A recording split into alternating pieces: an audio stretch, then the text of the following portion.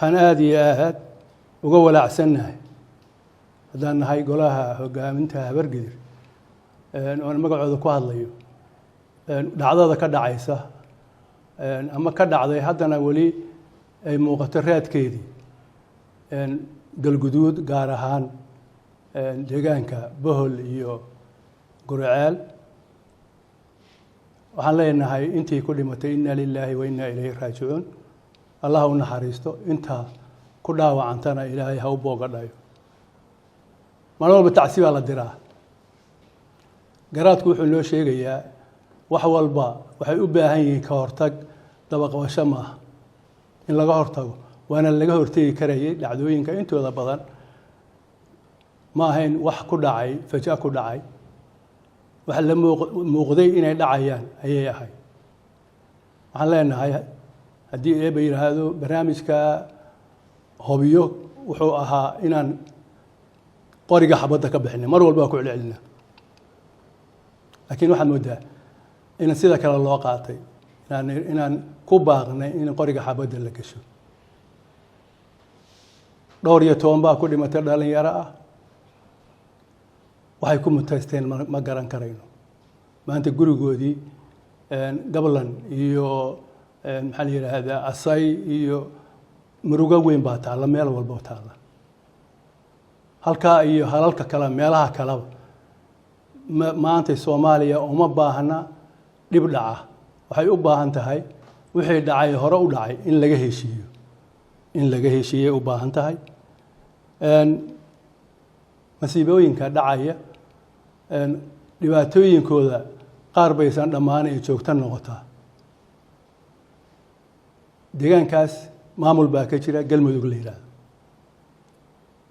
wixii maamulka gudihiisa ka qaldama xal bay helaysaa wixii bulshada ay u adeegayaan ka qaldamana xal baa looga baahan yahay lagama akhrisan karayo lamana qaadan karayo waxa maamulka cardunka ah oo hiigsigiisu runtii uu ahaa meel fog wixii kala dhantaala ama ku fakara inay burburiyaan waxaan leenahay tabashadaada ama tabashooyinka ha lagu xalliyo maamulka gudihiisa haddii ay ka suurtageli weydo in waxa aad tabanaysay xal la dhagaysan waayo mas'uuliyiin badan baa jirta oo u istaagan inay wax xalliyaan dhibaha jira ay xal u keenaan dhankay rabaan baa ka keeneen marka in lagu la wadaago tabashadaada ayaa ka mudan inaad tiraahdo haddii tabashadayda la dhagaysan waayo guntaan geedka ka jaraya ha ka jarin malihid waa lagula leeyahay ha ka jarin dad badan baa manaafacaadsanaya ha ka jarin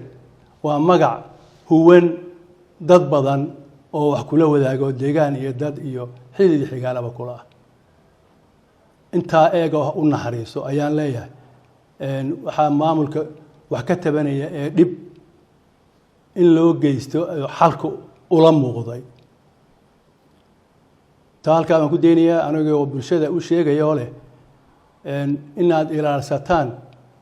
systemkiina maamulkiina inaad ilaadsataan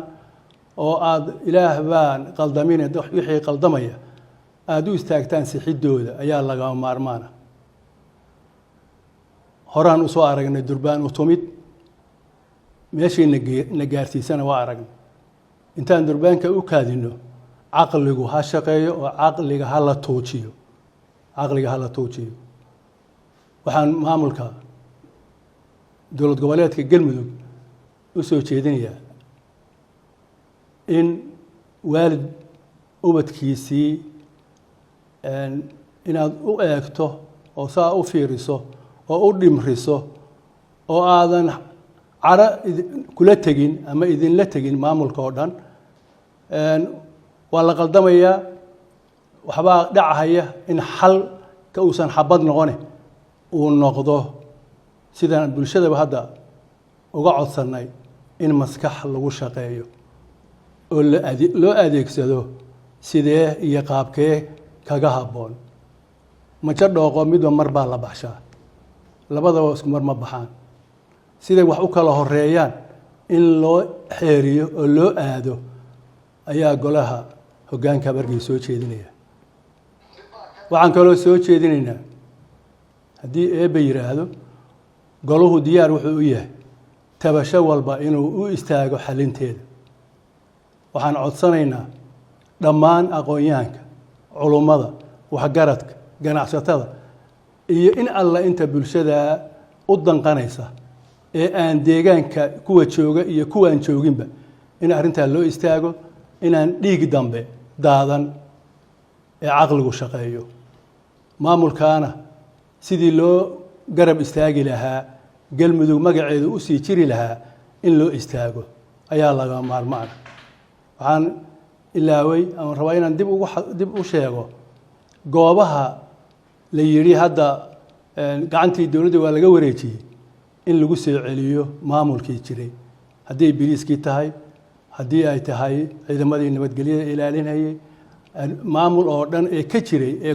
galmudug wakiilka uga ahaa in gacantooda lagu soo celiyo, dabeetana la wada hadlo oo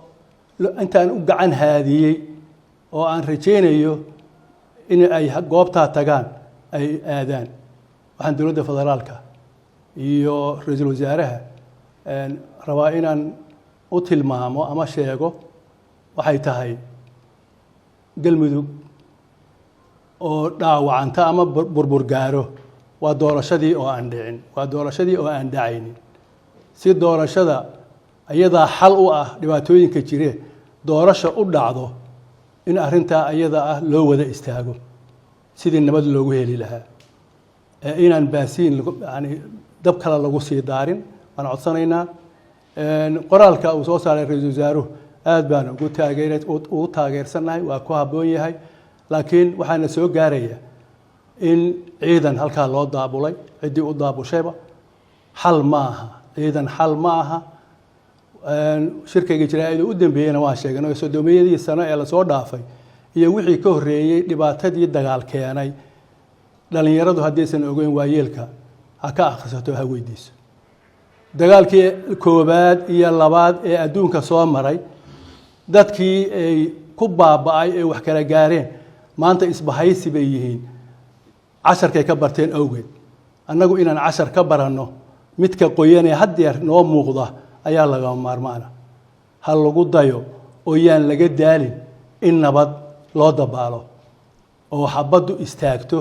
intaa naga dhimatay waa naga dhimatay, cid dambe inaysan naga dhiman ayaan ilaahay ka rajaynayaa, dowlad goboleedka galmudug ka rajaynayaa, dhibaatada halkaa ka dhacaysa ciidanka wada ka rajaynaya, bulshada degan deegaankana ka rajaynaya in loo istaago arrintaa ayada ee nabadeynta ah. wasalaamu calaykum waraxmatullaahi wabarakaatu.